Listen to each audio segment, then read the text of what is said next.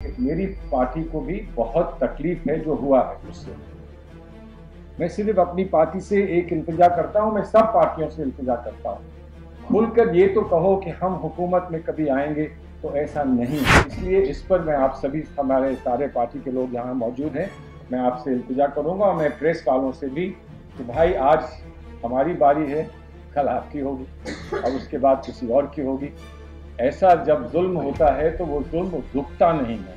लेकिन आज हमको ये कहना पड़ेगा, इस मुल्क को अगर बचाना है, कि कल हमें कोई गाली देगा तो हम बर्दाश्त करेंगे कि हमको डेमोक्रेसी के लिए इसे बर्दाश्त करना है। लेकिन हिम्मत ना हारे कि उम्मीद की किरण कभी कभी दिखती है हर लेवल पर, ट्रायल कोर्ट्स के लेवल पर, हाई कोर्ट के लेवल पर और कहीं कहीं सुप्रीम कोर्ट के लेवल पर। जो अभी जब सीएए एनआरसी का प्रोटेस्ट चल रहा था तब मैंने ये देखा, और उसके बाद जब कोर्ट में मामले आए तब मैंने ये देखा हम लोग बहुत डिवाइडेड थे। हमें बर्दाश्त करना है। ये नहीं कि आप अच्छी अच्छी बातें कहें, आपको फ्रीडम है, लेकिन जहां पर आप तल्ख बात कहेंगे और सख्त बात कहेंगे तब आपकी फ्रीडम वहीं पर जाकर रुक जाएगी। विक्टिम्स की तरफ से भी और जो लोग जस्तजू में कोशिश में हैं कि किसी न किसी तरह से जिनके साथ ये ऐसी नालायक हरकतें की गई हैं उनको राहत मिल सके, विक्टिम्स को कुछ उनको हिम्मत मिल सके, कुछ उनकी हम मदद कर सकें। और दूसरी ओर जो एक बुनियादी बात है उस पर यहाँ सवाल उठा है कि हाँ संजय भाई यहाँ सब बैठे, हम लोग त्यागी जी हैं, सब आप साथ में बैठे, और योगेंद्र यादव जी हैं, मैं उनसे खास इल्तिजा करना चाहता हूँ। इल्तिजा ये करना चाहता हूँ, मुझे थोड़ा सा अनुभव हुआ, लेकिन जाहिर है जो लोगों को सहना पड़ा, खालिद सैफी जैसे लोगों ने जिस काले दौर को देखा है और जिसका दर्द कब तक रहेगा और जिसकी शिकायत और तकलीफ कब तक रहेगी, ये कहना मुमकिन भी नहीं है। लेकिन मेरी नाखिस राय है कि आप लोग यहाँ सब मौजूद हैं और यकीनन 3 साल हो गए और आज तक मुकदमे चल रहे हैं, चार्जशीट्स फाइल हो रही हैं, आज तक बुनियादी फैसले हुए नहीं। लेकिन हिम्मत ना हारें कि उम्मीद की किरण कभी कभी दिखती है हर लेवल पर, ट्रायल कोर्ट्स के लेवल पर, हाई कोर्ट के लेवल पर और कहीं कहीं सुप्रीम कोर्ट के लेवल पर। जो अभी हमारी बहन ने कहा वो यकीनन सही है। बहुत सवाल जहन में ये आते हैं कि फला साहब तो चले गए सीधे सुप्रीम कोर्ट और वहाँ राहत मिल भी गई, और जो तकलीफ में था, जो बहुत शिद्दत की तकलीफ में था, उसके लिए कह दिया गया कि आपको मालूम नहीं कि आपको पहले हाई कोर्ट जाना होता है, आपको क्या मालूम नहीं कि आपको ट्रायल कोर्ट जाना होता है। ऐसा भी हुआ है, ऐसा नहीं कि हुआ नहीं। लेकिन मैं सिर्फ इतना कहना चाहता हूँ कि बहुत ज़्यादा उम्मीद आज है नहीं, हम लोग उम्मीद की तलाश में हैं। और मैं जानता हूँ कि आप राहुल गांधी साहब के साथ इतनी दूर तक पैदल चले और सिर्फ इसी बात को लेकर चले कि मुझे यहाँ एक उम्मीद दिख रही है और अगर इस उम्मीद में मैं कुछ इजाफा कर दूं तो शायद वो एक मुल्क के लिए बहुत बड़ी मेरी पेशकश होगी। तो वो उम्मीद की तलाश हम हर जगह करते हैं और यकीनन कोर्ट्स में भी, जुडिशरी में भी कभी कभी उम्मीद का चिराग दिखता है। कभी कभी ऐसी भी कोई बात होती है जो समझ में नहीं आती कि ऐसा क्यों हुआ। एक मैं आपको वाकया सुनाऊं जो हाई कोर्ट से डिवीजन बेंच ने एक फैसला किया था यूएपीए में हमारे 2 साथियों के लिए, और वो यूएपीए में उन्होंने बहुत तफसील से जाकर एनालाइज करके ये कहा था कि ये मुकदमा चल सकता है किसी और बात पर, आईपीसी पर ये मुकदमा चल सकता है, चले, लेकिन इसमें यूएपीए कैसे बनता है, इसमें टेररिस्ट एक्ट कैसे बनता है। और अब ताज्जुब मुझे इस बात का हुआ कि ये मामला सुप्रीम कोर्ट तक गया। सुप्रीम कोर्ट में जो इनिशियल हियरिंग होती है उसने कहा कि इस पर हम तफसील से इसको सुनेंगे, उसमें कोई गलत बात नहीं, तफसील से आप सुनना चाहते हैं। लेकिन सुप्रीम कोर्ट ने ये भी कह दिया कि इस चीज को आगे किसी केस के लिए प्रेसिडेंट में ही डील किया जाए। ये यूजुअली सुप्रीम कोर्ट या कोई भी कोर्ट ये जब फैसला सुनाता है तब कहता है कि हमने जो इस केस के जो हालात हैं उनको देखते हुए हमने फैसला सुनाया है, तो इस फैसले को प्रेसिडेंट ना इस्तेमाल किया जाए, ऐसा कहा जाता है अक्सर। लेकिन जिस वक्त वो केस एडमिट होता है उस वक्त ये कह देना, स्टे नहीं दिया लेकिन ये कह दिया कि इसको आप प्रेसिडेंट ट्रीट ना करें। तो मैं कोर्ट में बहस कर रहा था एक और मामले में यूएपी के, तो मैंने ये कहा कि साहब मुझे अगर आप इजाजत दें तो मैं एक बात कहूं, आपने फैसला एक बहुत अच्छा सुनाया था लेकिन उस पर सुप्रीम कोर्ट ने कहा है कि इसको एज अ प्रेसिडेंट यूज मत करें। तो अब आप इसको प्रेसिडेंट तो यूज नहीं कर सकते, अब आप ये नहीं कह सकते हम पहले डिसाइड कर चुके हैं इसलिए हम इसमें भी यही फैसला लेते हैं। लेकिन मैं आपसे एक सवाल पूछ रहा हूं, मेरी नाखिस ये एक राय है और उसमें मैं एक सवाल आपसे पूछना चाहता हूं कि प्रेसिडेंट नहीं है लेकिन कोर्ट ने ये क्या क्या आपसे ये कहा है कि आप इस पर फिर से गौर ना करें। कोर्ट ने ये तो नहीं कहा कि इस पर मुख्तलिफ कुछ और गौर करें, कोर्ट ने ये नहीं कहा कि इस पर आप गौर ना करें, जो आपने पिछली दफा गौर किया था उस पर आप गौर ना करें। अब ये नहीं कह सकते हैं ऑटोमेटिकली कि ये प्रेसिडेंट नहीं है तो हम इसको नहीं टच करेंगे। लेकिन अगर फिर से वही सवाल आपके सामने आए और आप फिर से स्वतः फैसला करना चाहें कि इस सवाल पे तो मेरी राय यही है जो मैंने पहले रखी थी, बहरहाल पहले मेरी क्या राय थी उसको मैं इस्तेमाल नहीं कर सकता हूं, लेकिन इस वक्त मौजूदा मेरी राय ये है कि ये गलत है और इसको आप सुना दीजिए। तो मैंने एक हल्की सी मुस्कान देखी जज साहब के चेहरे पर कि उनको भी ये लगा होगा कि अब मैं इसका फैसला कैसे करूं। लेकिन सच्चाई क्या है? सच्चाई ये है कि हम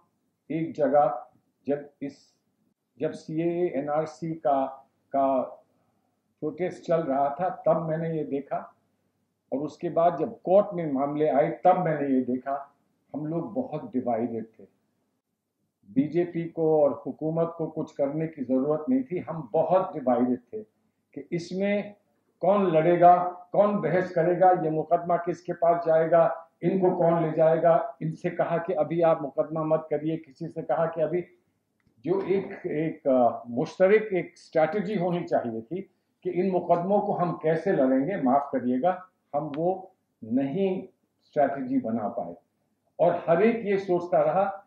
कि इसमें मैं कुछ कर लूं या वो कुछ कर लें, अगर ये कर लेंगे तो फिर फायदा कैसे होगा। और मुझे ये इजाजत दीजिए कि मैं एक बहुत तकलीफ वाली बात कह रहा हूं।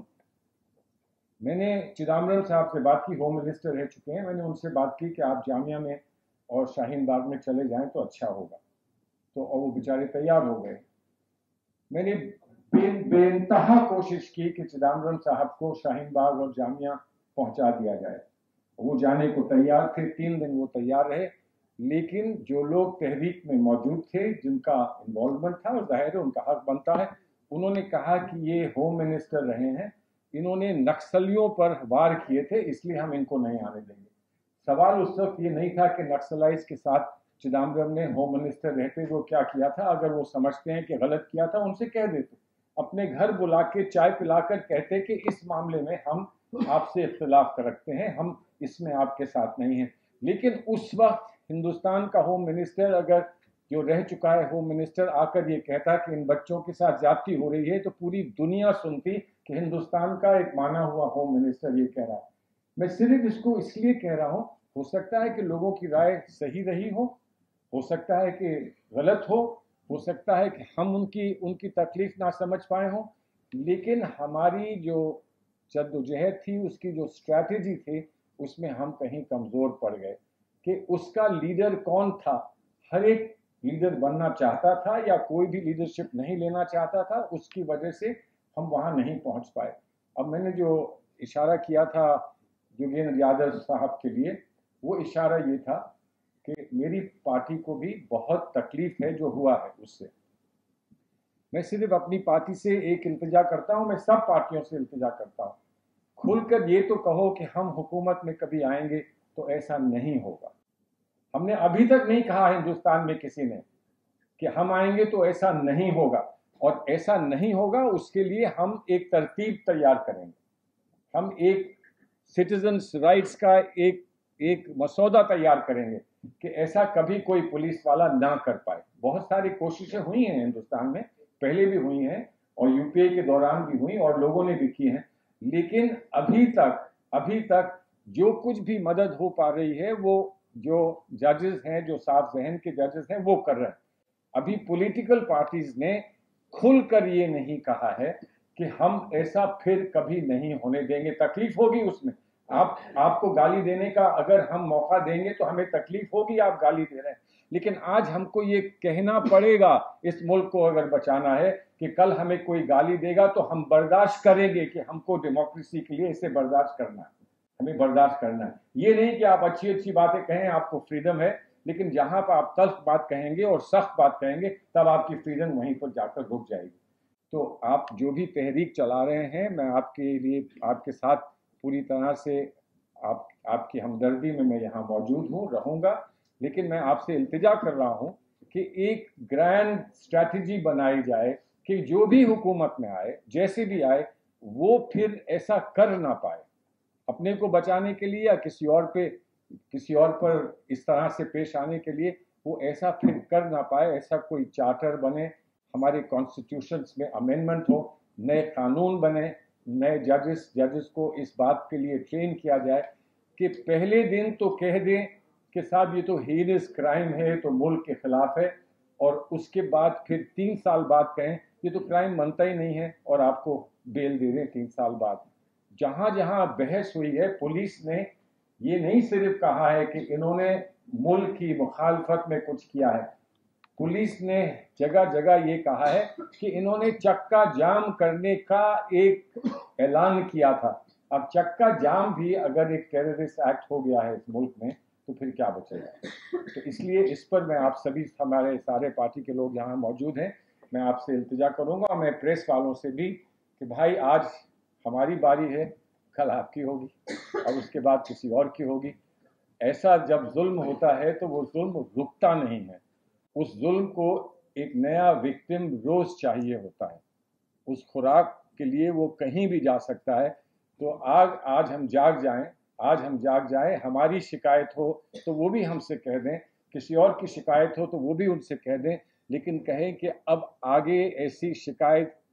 کسی سے نہیں ہوگی, کیونکہ ہم یہ موقع اب کسی کو آگے نہیں دیں گے.